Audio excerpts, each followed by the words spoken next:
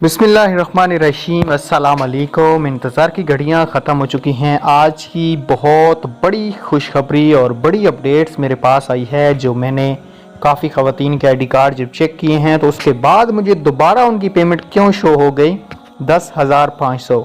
उन्होंने 12वें महीने में किस्त ली थी, किसी ने 11वें महीने में, और उनकी दोबारा किस्त कैसे आ सकती है ये वीडियो पूरी देखना। उससे पहले अगर आपने हमारे चैनल को सब्सक्राइब नहीं किया तो चैनल को सब्सक्राइब कर दीजिएगा, साथ में बेल आइकन को प्रेस कीजिएगा। घर बैठे पैसा कमाना चाहते हो तो भाई वीडियो का लिंक नीचे दे रहा हूँ, आज ही जाके वीडियो देखें और पैसा कमाना शुरू कर दें।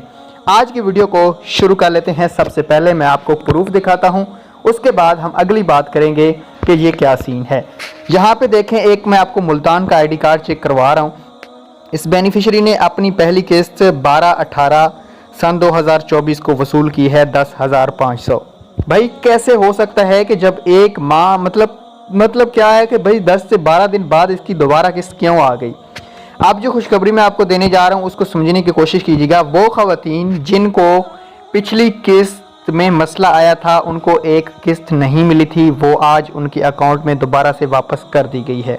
याद रखें, जिस ख़वातीन ने नए साल में 13,500 वसूल कर लिए है या 10,500 वसूल कर लिया है नए साल में, मतलब क्या 1 जनवरी से, उसके पैसे नहीं आए होंगे, ये बात उसको दोबारा नहीं जाना।